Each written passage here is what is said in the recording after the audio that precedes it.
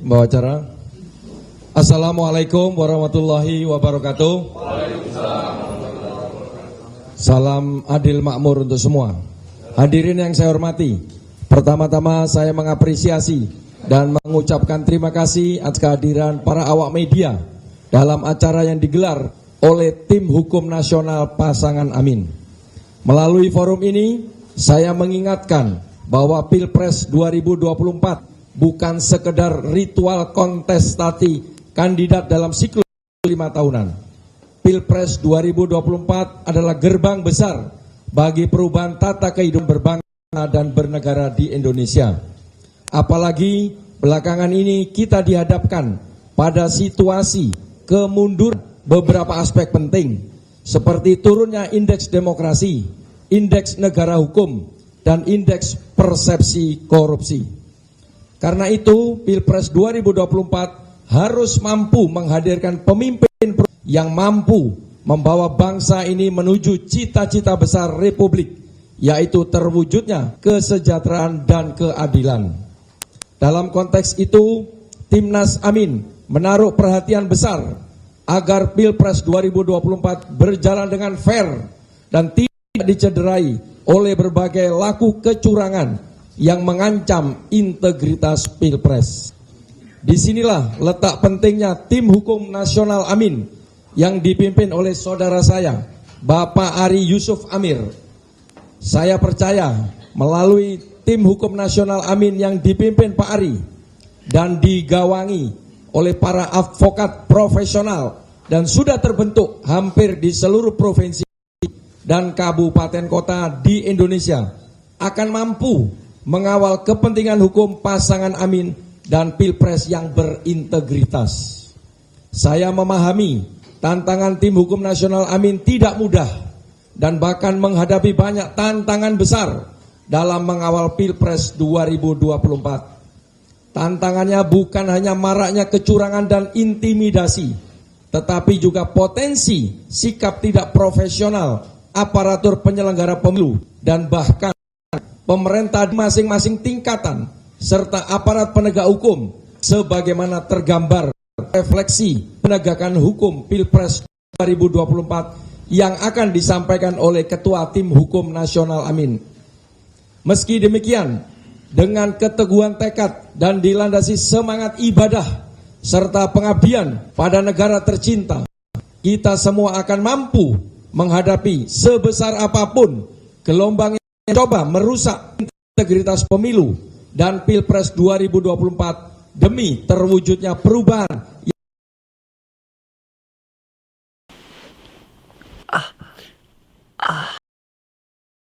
Sekian sambutan saya. Wabillahi taufiq wal hidayah. Waalaikumsalam warahmatullahi wabarakatuh. Waalaikumsalam warahmatullahi wabarakatuh. Terima kasih atas sambutannya Ketua Timnas Amin dan teman-teman.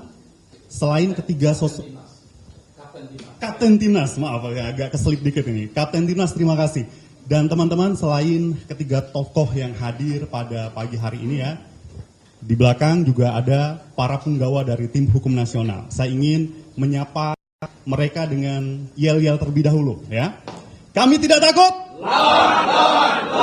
Luar biasa semangatnya. Dan langsung saja kami berikan kesempatan kepada Ketua Tim Hukum Nasional, Dr. Ari Yusuf Amir, untuk memberikan catatan akhir tahun ini. Terima kasih Mas Tommy. Mas Tommy ini juga juru bicaranya Timnas, salah satu juru bicara.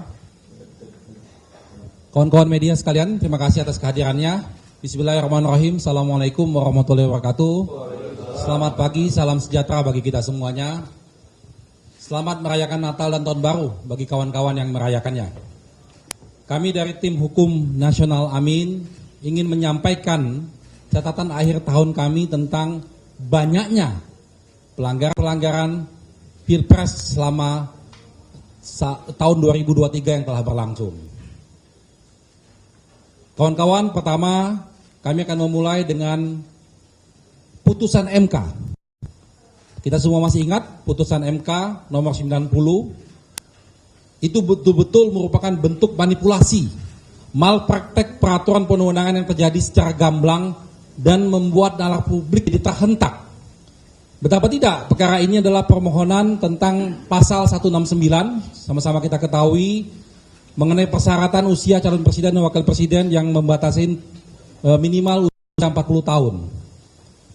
Dan MK mengabulkan permohonan perkara tersebut dan menjadi pintu masuk pasangan 02 Gibran menjadi cawapres.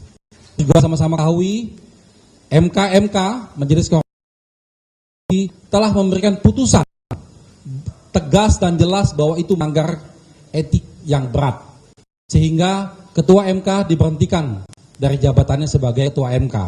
Yang sama kita ketahui juga, Ketua MK adalah paman dari Gibran. Lalu yang kedua, laporan pelanggaran pemilu di Bawaslu.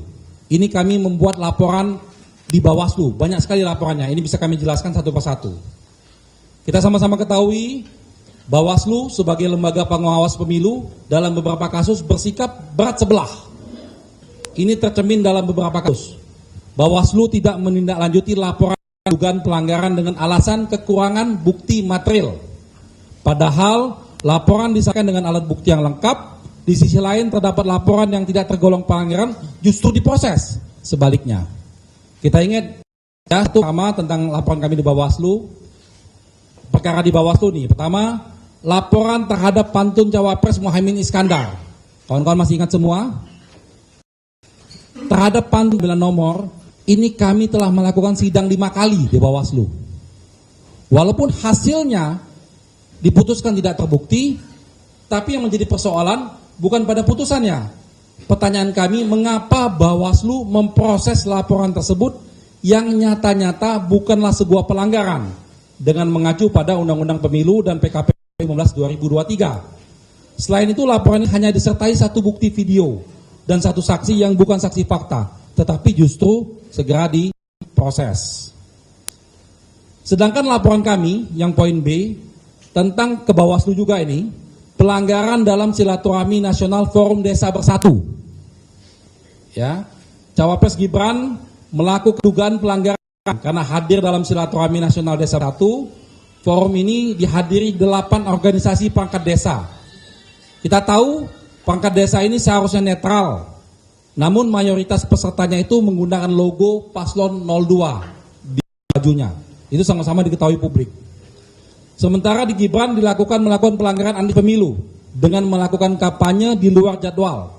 Bahkan di sana terjadi indikasi manipulasi melalui pembagian uang transport dalam acara tersebut.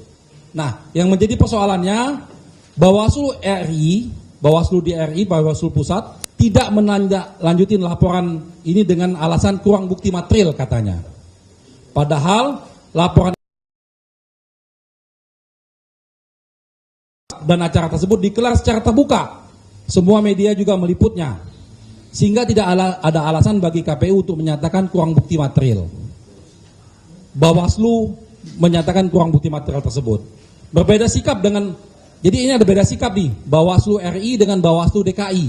Bawaslu DKI malah memproses dugaan tersebut dan menyatakan bahwa aparatur desa yang hadir dalam forum tersebut akan terbukti melakukan pelanggaran, tetapi Gibran tidak diberikan sanksi apapun. Ya, jadi ini antara Bawaslu sendiri terjadi perbedaan.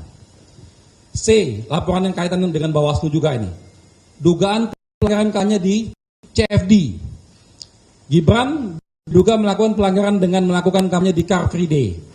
Gibran membagi-bagikan susu kemasan waktu itu dengan dibantu oleh tim kampanye 02. Kegiatan tersebut itu merupakan pelanggaran administrasi sebab CFD dilarang sebagai arena kampanye sesuai peraturan Gubernur DKI nomor 12 tahun 2016. Terhadap laporan tersebut, Bawaslu tidak menindaklanjutin tanpa disertai alasan apapun. D, laporan pelanggaran kampanye di pesantren, di tempat pendidikan. Nah, ini terjadi kembali dilakukan oleh calon wakil presiden nomor urut 2 Gibran melakukan kegiatan kampanye di tempat pendidikan dengan menyampaikan visi misinya kepada para santri dan santriwati yang notabene-nya adalah anak-anak, dan juga mereka membagikan barang-barang kepada santri dan santriwati. Kegiatan tersebut dilakukan di Pondok Pesantren Luhur. Kita semua tahu Mengurus payroll bisa menjadi sangat rumit dan sangat menyita waktu. Untuk itu, 10 Desember 2023. Kegiatan ini jelas-jelas melanggar pasal 15 ayat 1 Undang-Undang Nomor 23 Tahun 2002 tentang Perlindungan Anak.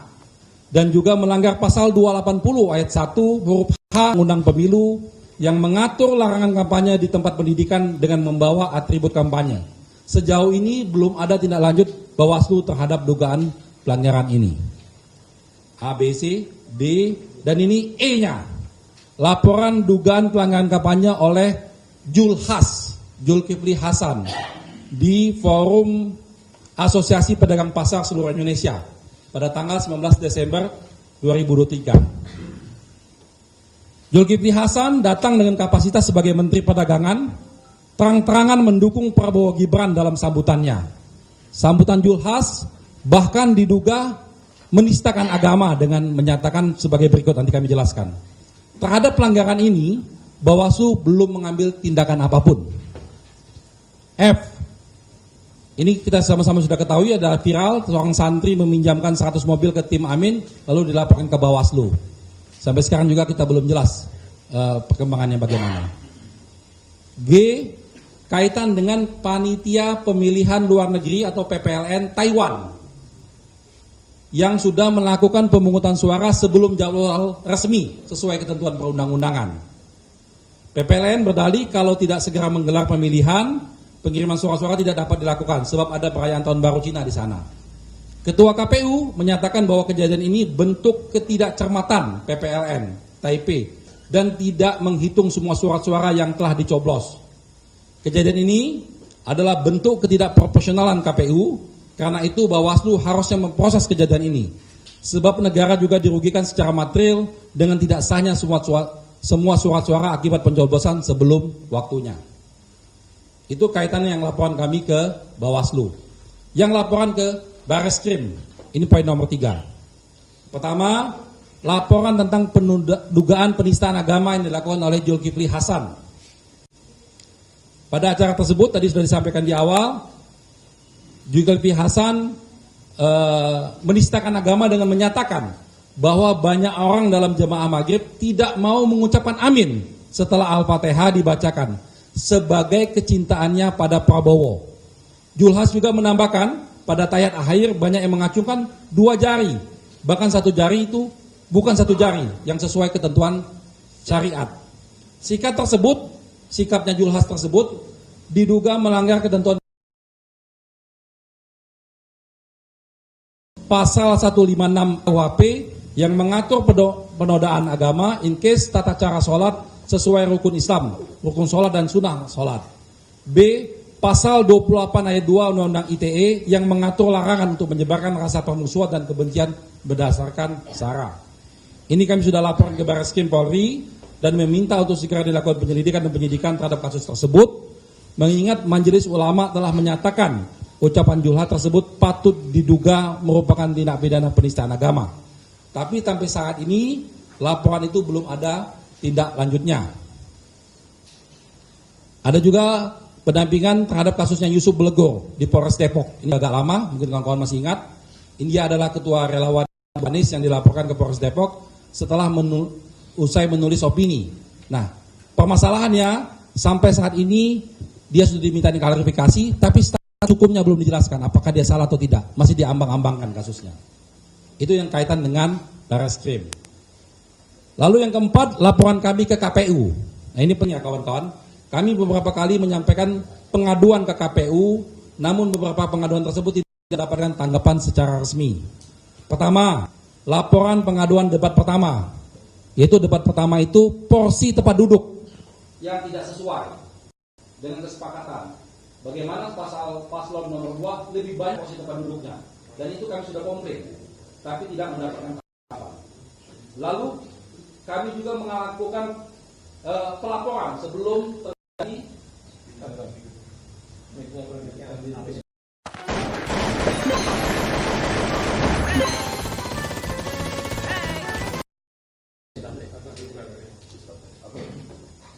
jelas. Hah? Belum.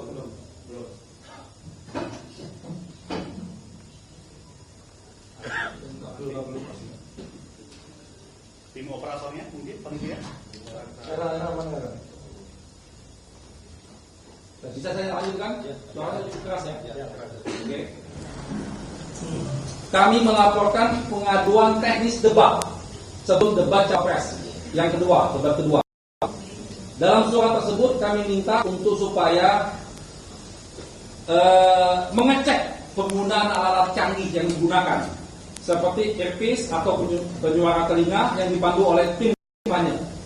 Akan tetapi surat pengaduan kami ini tidak mendapat tanggapan oleh KPU. Setelah ramai viral di media, baru ini menjadi pembahasan. Kami minta pada waktu itu kita semua calon yang berdebat saling periksa apakah ada yang menggunakan alat-alat tersebut. Fair saja, jadi tidak hanya satu calon yang diperiksa, tapi semua calon saling periksa untuk supaya sama-sama kita ketahui bahwa tidak ada penggunaan alat canggih tersebut. Ini tidak mendapat tanggapan.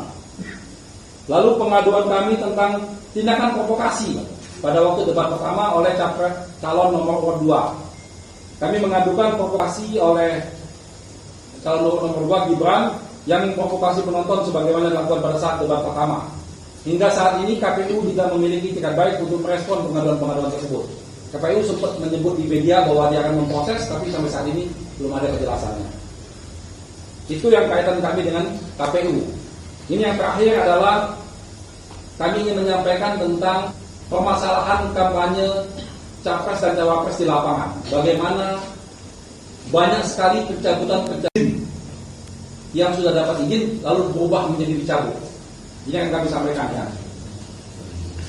Di beberapa daerah. Pertama, pencabutan izin silaturahmi akbar Anies Baswedan dan Partai Nasdem di Taman Ratu Sultanah Aceh. Yang kedua, pencabutan izin pemakaian Stadion Patriot Candrabaga Bekasi untuk acara senam yang bakal dihadiri oleh Anies Baswedan. 3. Pencabutan izin penggunaan tempat untuk safari politik Anies Baswedan di Pekanbaru Riau. 4. Ada upaya pencabutan izin kegiatan Anies Baswedan di Ciamis, Tasikmalaya, tetapi Pemda Ciamis tidak menggubris dan acara berjalan karena sempat tarik-menarik di sana.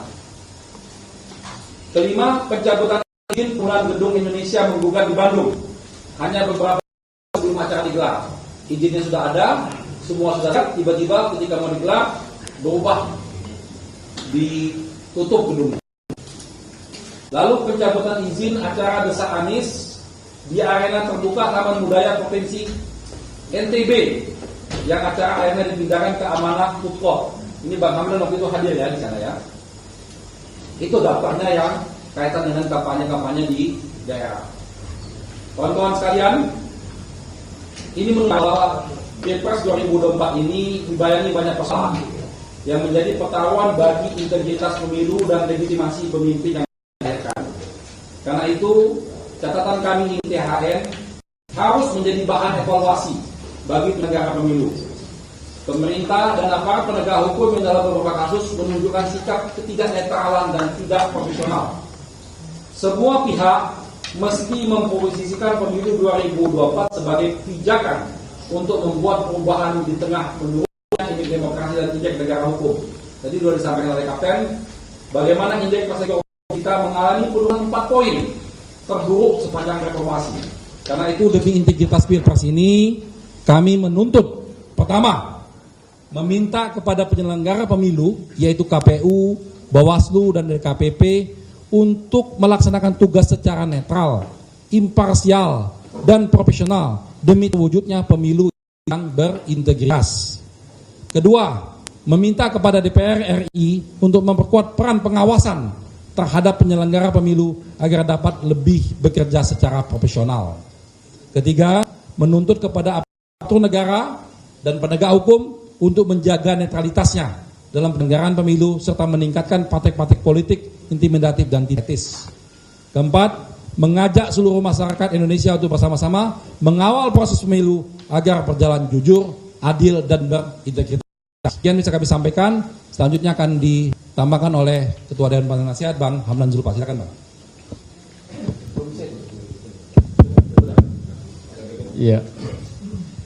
Terima kasih Pak Ari, Kapten, dan saudara para wartawan dari berbagai media yang saya hormati. inti dari pemilu demokratis itu adalah free and fair. Para pemilih memilih dengan bebas dan semuanya dilakukan dengan jujur. Jadi manakala ada pelanggaran terhadap dua prinsip utama itu, maka akan melahirkan pemilihan umum yang tidak berintegritas dan pada akhirnya melahirkan pemerintahan yang tidak mendapatkan legitimasi dari rakyat. Itulah bagian penting dari concern tim hukum dalam mengawal pemilu tahun 2024 ini. Saudara, dari catatan-catatan kami sampai pada saat sekarang ini,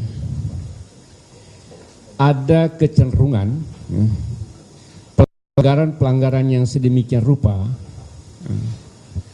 yang dapat kami kategorikan mengarah pada pelanggaran yang bersifat sistematis, terstruktur, dan masif. Dan kami perlu mengingatkan bahwa jika terbukti pelanggaran sistematis, terstruktur, dan masif akan mengakibatkan dapat dibatalkannya hasil pemilihan umum. Karena itu penting sekali saya dan kami dari Timnas dan tim hukum mengingatkan semua pihak bahwa kalau terjadi pelanggaran-pelanggaran yang demikian sistematis, terstruktur, dan masif mengakibatkan pelanggaran dari mengakibatkan pembatalan dari hasil pemilihan umum.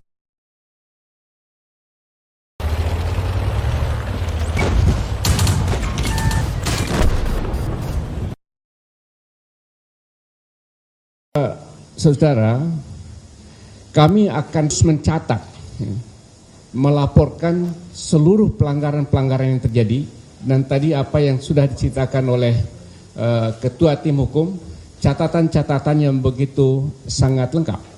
Nah, catatan ini menunjukkan bahwa betapa banyak pelanggaran yang dilakukan oleh paslon, tadi paling tidak, oleh paslon nomor 2, ada 3 pelanggaran yang dilakukan oleh calon wakil presiden dan kami sudah laporkan, dan pelanggaran itu sepertinya sebuah desain.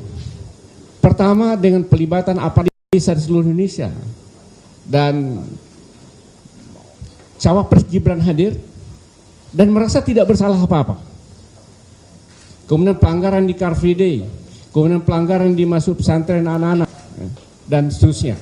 Jadi saudara sekalian, pelanggaran-pelanggaran yang dilaporkan, yang diabaikan oleh pengawas pemilu, itu bentuk keterlibatan dari penyelenggara pemilu dengan melakukan pemihakan kepada salah satu pasangan calon. Dalam pengalaman kita sejarah pemilu Indonesia, manakala penyelenggara pemilu melakukan pemihakan, laporan dari salah satu pihak diproses, laporan dari pihak yang lain tidak diproses, itu adalah bentuk pelanggaran nyata dan kami catat semua apa yang terjadi. Kemudian saudara-saudara, pelanggaran yang sifat sistematis, terstruktur, dan masif, pertama melibatkan pasangan calon atau peserta, kemudian yang kedua melibatkan penyelenggara baik secara aktif maupun tidak aktif. Secara aktif, ya, penyelenggara melakukan pelanggaran itu sendiri. Kemudian yang kedua, secara tidak aktif, tidak memproses segala laporan-laporan yang ada. Dia tidak melaksanakan tanggung jawab kewajibannya menjaga pemilu yang free and fair. Kemudian yang ketiga adalah pelanggaran yang dilakukan oleh para penyelenggara negara, baik secara sadar atau secara tidak sadar, tapi dilakukan secara terus-menerus yang menguntungkan salah satu pasangan calon, termasuk penyalahgunaan wewenang dan penyalahgunaan jabatan. Nah, inilah kaitan dengan menteri yang turun ke daerah dan melakukan kampanye secara tidak langsung, itu adalah penyalahgunaan posisi dan penyalahgunaan jabatan yang terus kami akan catat bahwa itu adalah pelanggaran-pelanggaran yang dilakukan oleh para peserta maupun tim kampanye dan partai pendukungnya. Saudara, kami dari tim hukum meminta kepada seluruh seluruh kader partai, seluruh relawan untuk tidak takut melapor. Apapun pelanggaran-pelanggaran yang terjadi di Indonesia, karena inilah yang menjadi pintu masuk dan tanggung jawab dari seluruh peserta dan juga relawan dan kader untuk menjaga pemilu ini adalah pemilu yang jujur dan pemilu yang bersih. Dan tidak usah takut. Kami akan mengawal saudara, kami akan mengawal seluruh tim yang ada di seluruh daerah Indonesia untuk dilindungi oleh hukum. Tidak usah takut menghadapi ancaman, tidak usah takut untuk melaporkan apapun yang terjadi di pelanggaran yang ada di seluruh Indonesia. Ini saya minta betul kepada seluruh kader partai, seluruh relawan untuk melaporkan setiap pelanggaran-pelanggaran sekecil apapun yang terjadi. Kemudian terakhir, kami tentu pencabutan izin yang secara mendadak ya dilakukan. Kami sangat prihatin. Kami sangat prihatin dengan pencabutan izin yang sangat mendadak yang sudah desain sedemikian rupa oleh kami untuk menyelenggarakan kampanye, tapi tiba-tiba dicabut izinnya dan kami terpaksa mengubah tempat atau lokasi. Ini adalah tindakan yang tidak fair terhadap pasangan calon nomor urut 1. Oleh karena itu kami meminta kepada pemerintah daerah di seluruh Indonesia untuk bertindak fair kepada semua pasangan calon. Kalau sudah dikeluarkan izin, konsisten untuk memberikan izin, jangan dicabut izinnya ketika kami sudah siap untuk menjalankan kampanye. Jadi ini adalah termasuk kategori kebijakan atau tindakan yang tidak fair. Karena itu sekali lagi kami sangat prihatin, sudah 6 izinkan dan terpaksa kami harus pindah tempat. Saudara, inilah yang bisa kami sampaikan pada kesempatan ini. Terima kasih. Assalamualaikum warahmatullahi wabarakatuh.